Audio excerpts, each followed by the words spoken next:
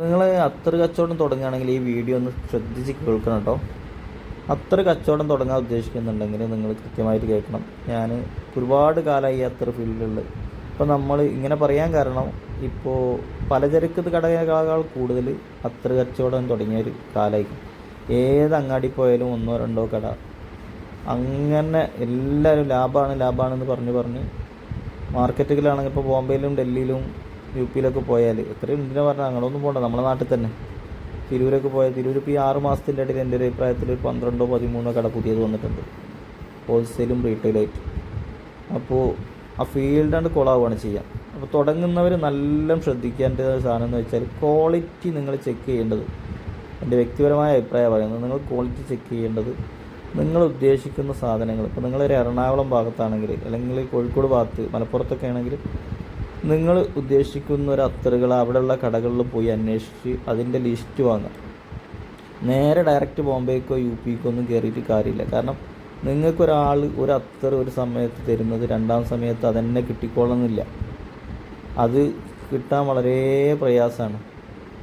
അപ്പോൾ അതുകൊണ്ട് നിങ്ങൾ വെറുതെ ഇപ്പോൾ ഡൽഹിയിലും അവർക്ക് പോയി കുറേ പൈസ പൊട്ടിച്ചിട്ട് ആ ക്യാഷ് എടുത്തുന്നേക്കാൾ നല്ലത്. അല്ലെങ്കിൽ ഗൾഫുകാർ ആരെങ്കിലും പൈസ തന്ന് ആ പൈസയായിട്ട് തുടങ്ങിയിട്ട് അവർക്കും കൊടുക്കാണ്ടാവില്ല. 1-2 ദിവസം ഇങ്ങനെ നല്ല കച്ചവടം നടക്കും, പിന്നെ കച്ചവടം ഉണ്ടാവില്ല, പിന്നെ വാടകയും കൂലിയും ഇതൊക്കെ കൊടുക്കാൻ പ്രയാസമാവും. അങ്ങനെയൊക്കെ വരുന്ന സമയത്ത് ഏറ്റവും നല്ലത് എൻ്റെ ഒരു അഭിപ്രായം, നിങ്ങൾ ആദ്യം നിങ്ങൾക്ക് വിശ്വസ്തമായ കുറച്ച് സ്ഥലങ്ങളിൽ നിന്ന് സാമ്പിൾസ് വരുത്തുക, അതിൻ്റെ ക്യാഷ് കൊടുത്ത് വരുത്തുക.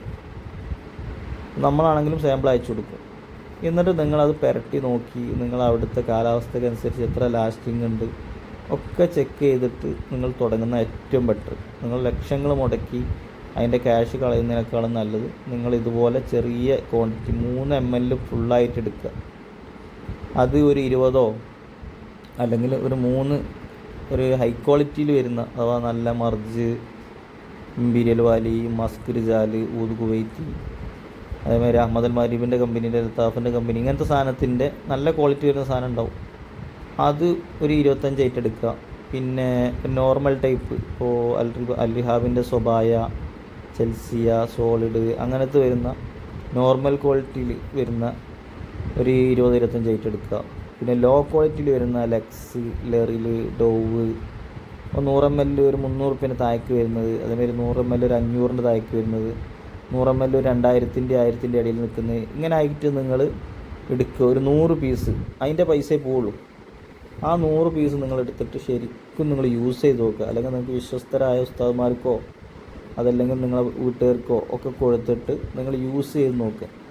അതിലേറ്റവും ടോപ്പ് ഏതാണോ നോക്കിയിട്ട് ഒരു 40-50 ഐറ്റം എടുത്തിട്ട് നിങ്ങളതായ രൂപത്തിൽ പാക്കിങ്ങും കാര്യങ്ങളും ബോട്ടിലും ഒക്കെ ചെയ്ത് തുടങ്ങുകയാണെങ്കിൽ നിങ്ങൾക്ക് മെച്ചമുള്ളൂ. മറ്റേത് നിങ്ങൾ ഇവിടുന്ന് യൂട്യൂബും വീഡിയോ കണ്ട് സ്പ്രേ ഉണ്ടാക്കുന്നൊന്നും ഒരിക്കലും കെമിസ്ട്രി അറിയാതെ സ്പ്രേ ഉണ്ടാക്കിയാൽ ഒരിക്കലും വിജയിക്കില്ല. വിജയിക്കുക എന്ന് പറഞ്ഞാൽ ഭാഗ്യത്തിന് വിജയിച്ച് പോയാലായി. കാരണം ഓരോന്നിനും ചേർക്കേണ്ട സംഗതികളുണ്ട്. ഉദാഹരണത്തിന് നമ്മളൊരു സ്വഭായ തരികയാണ്, അത് അൽറിഹാബിൻ്റെ സ്വഭാവമായിരിക്കും നമ്മൾ കൊടുക്കുന്നത്. മറ്റൊരു സ്ഥലത്ത് നിങ്ങൾ സ്വഭാവം എടുക്കുകയാണ്, അതല്ലെങ്കിൽ വേറെ എവിടെന്നെങ്കിലും നിങ്ങൾ ആ സ്വഭായ എന്ന് പറഞ്ഞ പേരുള്ള അത്ര തന്നെ എടുക്കുക എന്ന് നോക്കിക്കോളൂ. ഓരോന്നിലും മിക്സ് ചെയ്യേണ്ട അളവ് വ്യത്യാസം ഉണ്ടാവും, ക്വാളിറ്റിക്ക് അനുസരിച്ചാണ് മിക്സ് ചെയ്യേണ്ടത്. അതുമാത്രമല്ല, ഇതിൽ ചേർക്കുന്ന എത്തനോ ഓയിൽ എല്ലാത്തിനും ക്വാളിറ്റി വ്യത്യാസമുണ്ട്. അത് ചെക്ക് ചെയ്യാൻ അറിയുന്നവർ ചെക്ക് ചെയ്ത് മിക്സ് ചെയ്താലേ അതിൻ്റെ ക്വാളിറ്റി കിട്ടുള്ളൂ. അതേമാതിരി കമ്പോഡ് എന്ന് പറഞ്ഞിട്ട് കുറേ ആൾക്കാർ ചെയ്യുന്നത് ഇപ്പോൾ അത്ര തന്നെയാണ്. അത്ര മിക്സ് ചെയ്താൽ തന്നെ നമ്മളെ ഇവിടെ കേരളത്തിൽ നല്ല ലാസ്റ്റിംഗ് ഉണ്ടാവും സ്പ്രേ. അതിൻ്റെ വാട്ടറും കാര്യങ്ങളും അതിൻ്റെ ലിക്വിഡും കാര്യങ്ങളൊക്കെ കൃത്യമായിട്ട് ചേർത്താൽ. അപ്പോൾ നിങ്ങൾ ചെയ്യേണ്ടത് ആദ്യം നല്ലോണം ചെക്ക് ചെയ്ത് ഓക്കെ വരുത്തുന്ന ഒരു 40 അല്ലെങ്കിൽ 50 ഐറ്റം എടുത്ത് അത് ചെയ്യാൻ വേണ്ടത്. അല്ല, കുറേ ആളുകളുണ്ട് ഇപ്പോൾ 4-5 ആൾ പറഞ്ഞ് കേട്ടിട്ട് ഗൾഫിൽ നിന്ന് കുറച്ച് ആൾക്കാരിൽ നിന്ന് ക്യാഷ് വാങ്ങിയിട്ട് 2 ലക്ഷം 3 ലക്ഷം റുപ്യായിട്ടാണ് തുടങ്ങും. പിന്നെ ഇപ്പോൾ എന്ന് പറഞ്ഞാൽ ട്രെൻഡ് ഇങ്ങനെ മാറിക്കൊണ്ടിരിക്കുന്ന, ഇപ്പോൾ ഈ ആഴ്ച തന്നെ എന്നോട് ഇപ്പോൾ ഒരു 3-4 ആൾക്കാർ ബോംബെയിൽ നിന്ന് വിളിച്ചിരുന്നു. ഞാൻ ഇപ്പോൾ കുറച്ചായിട്ട് നാട്ടിലുള്ളത്. അപ്പോൾ അവർക്ക് നമ്മൾ കടകൾ പറഞ്ഞു കൊടുക്കാറുണ്ട്. ആരെ കട പറഞ്ഞു കൊടുത്താലും 24 മണിക്കൂർ ഗ്യാരണ്ടി പറഞ്ഞാലും നിങ്ങൾ ചെക്ക് ചെയ്തെടുത്ത് യൂസ് ചെയ്ത് സ്മെല്ലുണ്ടെങ്കിൽ മാത്രമാണ് നിങ്ങൾ കച്ചവടം ചെയ്യേണ്ടത്. അല്ല, നിങ്ങൾക്ക് നിങ്ങളതായ കസ്റ്റമറെ നിങ്ങൾക്ക് കിട്ടണമെങ്കിൽ അങ്ങനെ പറ്റും. അതിന് ഓൺലൈൻ ചെയ്യുകയാണെങ്കിലും ഓഫ്ലൈൻ ചെയ്യുകയാണെങ്കിലും സ്റ്റോക്ക് ഇട്ട് ചെയ്യുകയാണെങ്കിലും ഒക്കെ.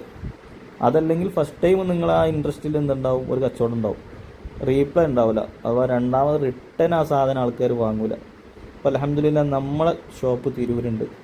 നമ്മൾ തിരൂരിൽ നിന്ന് എന്താണ് അത്ര എടുക്കുന്നവർ, ഇപ്പോൾ റീറ്റെയിലായിട്ട് എടുക്കുന്നതാണെങ്കിലും ഹോൾസെയിലായിട്ടുണ്ടെങ്കിലും അൽഹംദുലില്ലാ നമ്മളെ സാധനങ്ങൾ അവർ റിപ്പീറ്റായിട്ട് സാധനം എടുക്കുന്നുണ്ട്. നമ്മൾ പുറത്തുനിന്ന് ഇപ്പോൾ തിരൂരാകുമ്പോൾ ഇപ്പോൾ സാധനം ഇല്ലാത്ത സമയത്ത് അപ്പുറത്തുനിന്നൊക്കെ നമ്മൾ സാധനം എടുത്തു കൊടുക്കും. അങ്ങനത്തെ സാധനങ്ങൾക്ക് നമുക്ക് റിപ്പീറ്റ് കിട്ടലില്ല, രണ്ടാമത് ഓർഡർ കിട്ടില്ല. കാരണം എന്താ വെച്ചാൽ ഒരു ടീം ചിലപ്പം ഒരു 10-15 ഐറ്റം അയക്കും ലിസ്റ്റ്, അവർക്ക് ആ സാധനങ്ങൾ നിർബന്ധമായിരിക്കും. അപ്പോൾ നമ്മൾ അവരോട് പറയും നമ്മുടെ അടുത്ത് ഇല്ല എന്ന് പറയുമ്പോൾ അവർ മൊത്തമായിട്ട് ക്യാൻസൽ ചെയ്യും. അപ്പോൾ നമ്മൾ എന്ത് ചെയ്യും, ചിലപ്പം 1-2 ഐറ്റം അവരോട് പറഞ്ഞിട്ട് തന്നെ പുറത്തുനിന്ന് എടുത്ത് കൊടുക്കും. കാരണം അവർക്ക് ആ സാധനങ്ങൾക്ക് മാത്രം ഞാൻ കടയിൽ മറ്റേ കടയിൽ ബന്ധപ്പെടാൻ കഴിയില്ല. ഈ ബാക്കിയൊക്കെ നമ്മൾ നിൽക്കുമ്പോൾ ആ സാധനങ്ങളല്ലാത്ത